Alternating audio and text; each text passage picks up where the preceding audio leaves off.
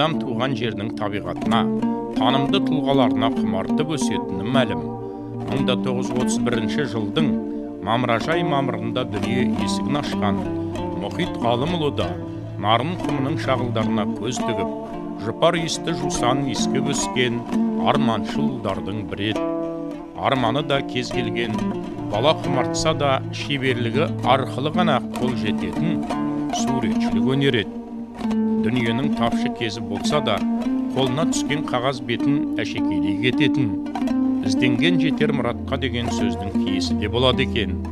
Қыр баласының қиялы тіпті өз шекарасынан да асып кетіп, ол 1964 жылы Ленинградтың кескіндеме, мүсін және сәулет өнері институтының кескіндеме факультетін, 1970 жылы осы институттың аспирантурасын бітіріп келіп, қазақтың даңқты суретшілерінің тобына қосылып, зерделі ой, терең білімін қалам ұшына тоғыстырған талантты кескіндемеші сан жылдарғы ізденістерден соң нағыз қаш шеберлер тобында бақ сынады.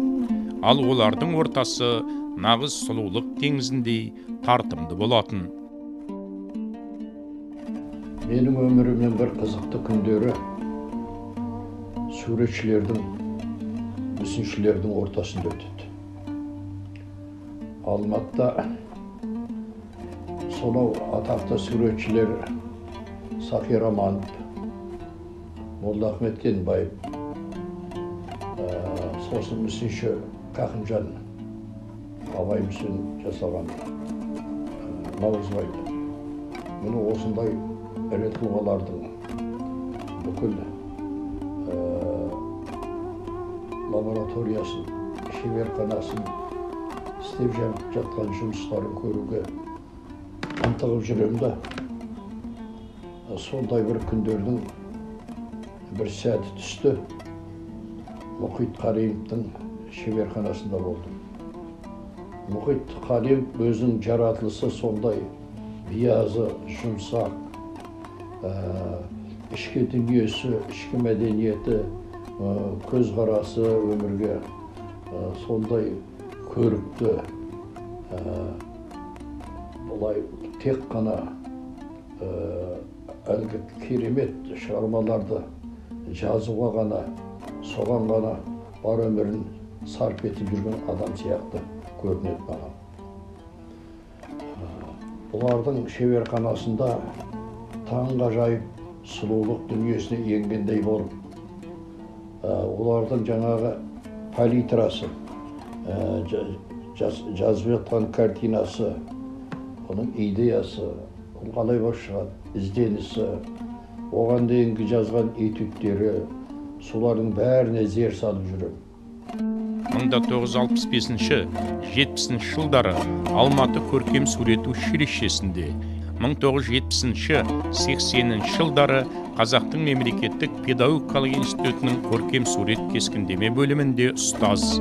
80-85 жылдары Алматы архитектуралық құрылыс институтында кескіндеме мен мүсін кафедрасының меңгерушісі.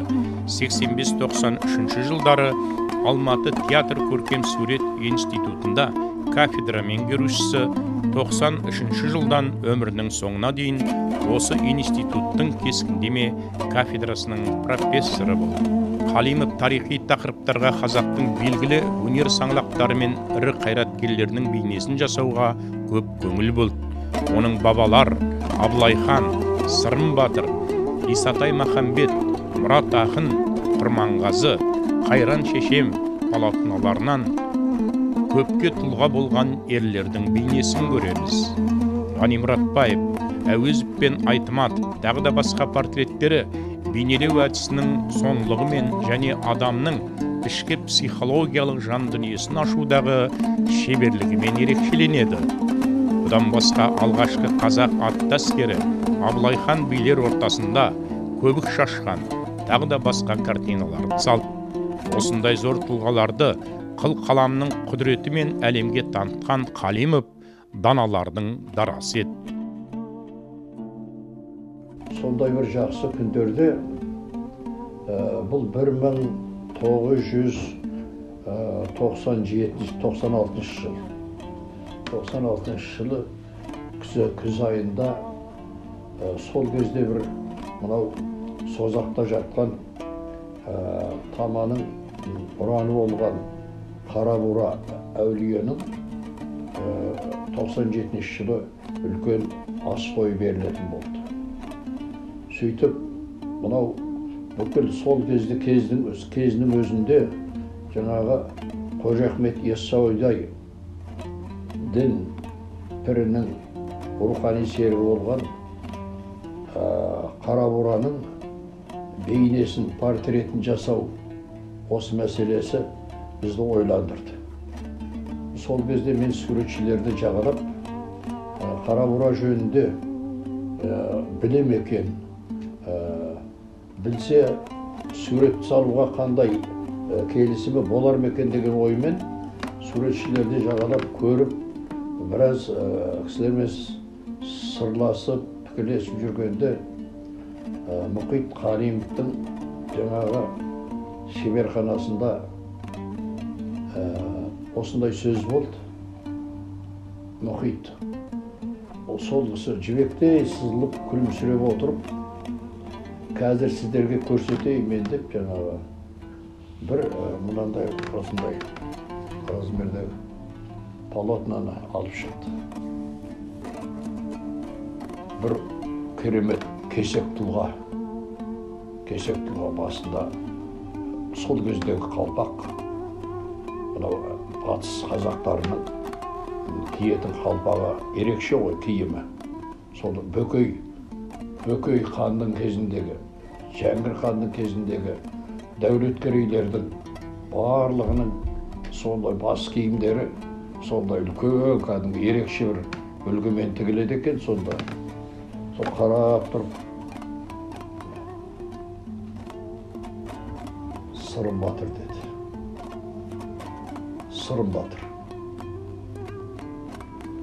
Сол Сырым Батыр тұлғасы қазір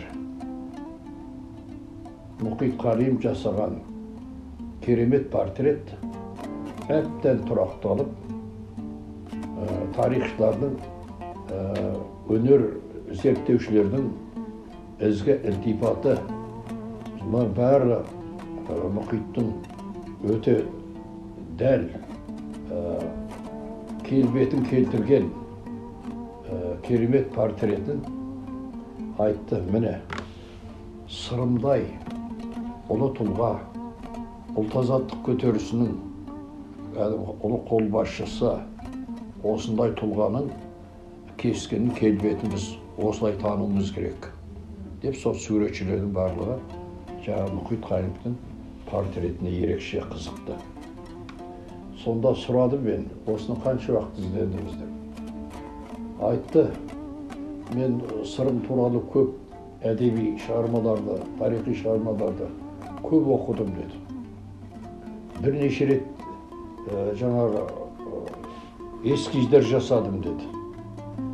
Эскиздер жасадым.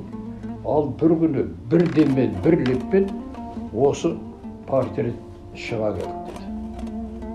Міне осы сондай әлгі ыждағатты түрде негізі ғылыми негізде Сырым Батырды тарихи тұлға ретінде әбден зерттеп, көкейінде, жүрегінде әбден қорытып, міне ендігі бұлай елестеткенде, міне Сырым дейтіндей керемет жаңағы классикалық стильде сол портретті жасап шыққаны мен өсімге дейін неғылады, қызықтырады, таңғалдырады.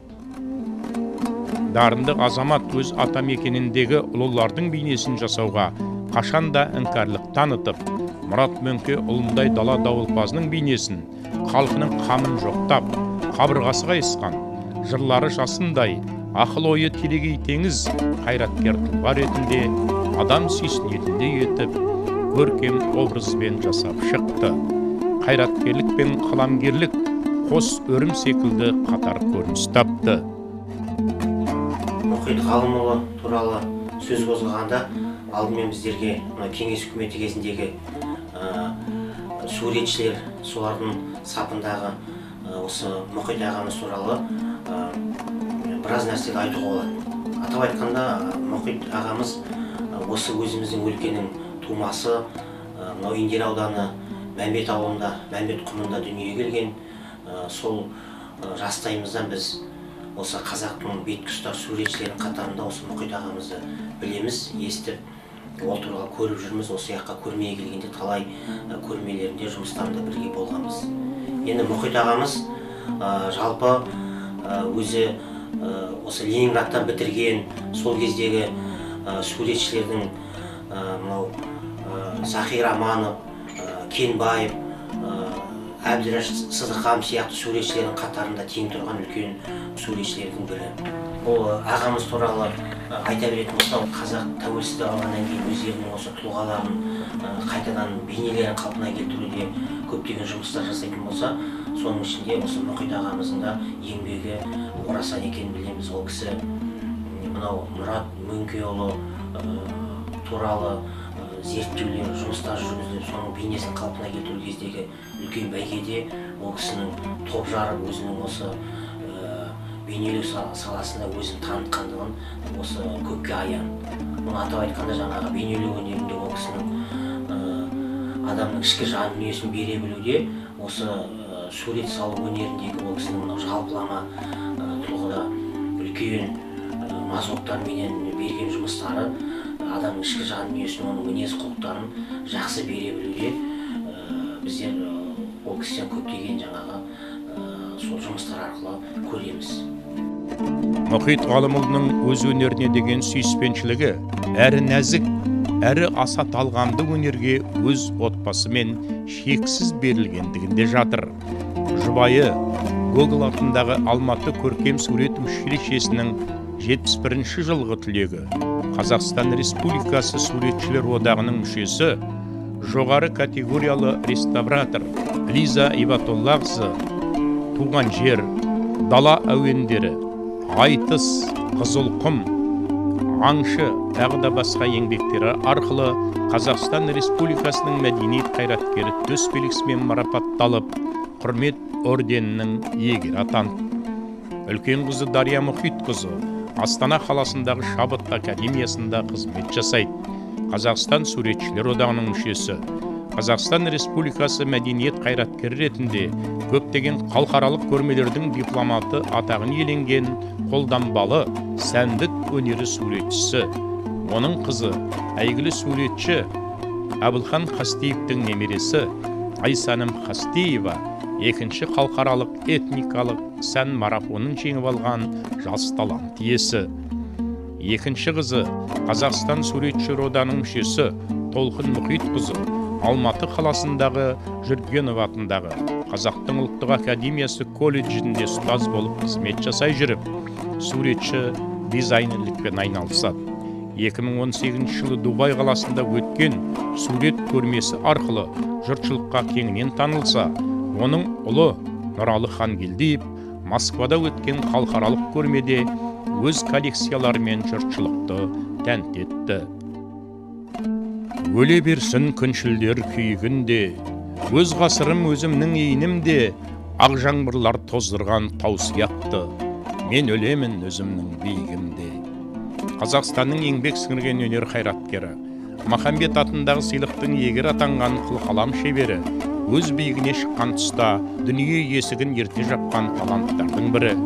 Өмірі сөнсе де арттағы мұрасы, жылдар өткен сайын жарқырай түсетін қылқаламның жүйрігі құрметіне Атырау қаласы мен өзі дүниеге келген ауылдарында көшелер атауы берілген. Қазақ халқының өнері үшін қылқаламды сан түрлі толғанысқа сүрген Қалимовтай дарын есімін асқақтату алдағы күндердің еншісінде. Жалпы ол кісі мына біз таланттарды ждағаттауда, құрметтеуде, ардақтауда, сол таланттардың туған жерінде, туған өлкесінде, арғы бергі жағында, арғы бергі жағы қалай, өзінен бұрынғы сондай өз сияқты суретші бар ма, жоқ па, кейінгі жағы қалай деген сияқты, ол тіршілігінде өзінің осы байқаймын атырауға келгелі өзінің бағасын елдің азаматы ретінде, қазақ өнерінің үлкен ірі тұлғасы ретінде, атақты суретші ретінде бағасын ала алмай жүргеніне мен жүрегім ауырады, қиналады. Оның бер жағында ол кісінің қолына су құюға жарамайтындар ардақталып жатады, керемет болып жатады. Ал біз оның қандай кәвіштердің ішінде кереметі бар екенін білеміз. Сөйтіп осы Мұхит Қалим деген суретші тек қана Атыраудың ғана ірі талант емес, бүкіл мына батыс өлкедегі атақты суретшілердің ағасы, алғыстайтын үлгісі, алғыстайтын ірі пірі сияқты сондай адам. Ол тек қана батыс өлкесінде емес, Қазақстандағы атақты суретшілер жаңағы Сабыр Мәнбеев, оның ар жағында Қастеевтер, жаңа атадым ғой біраз суретшілерді. Соның жуан ортасында өзінің суретшілік таланты өте биік дәрежеде тұратын мұхит бұл. Дала өрнектерінің дарабозы салған ғажайып дүниелер бүгінгі қылқалам құдіретіне табынған жас суретшілер үшін үлкен ұлылықтың символы болып қала бермек.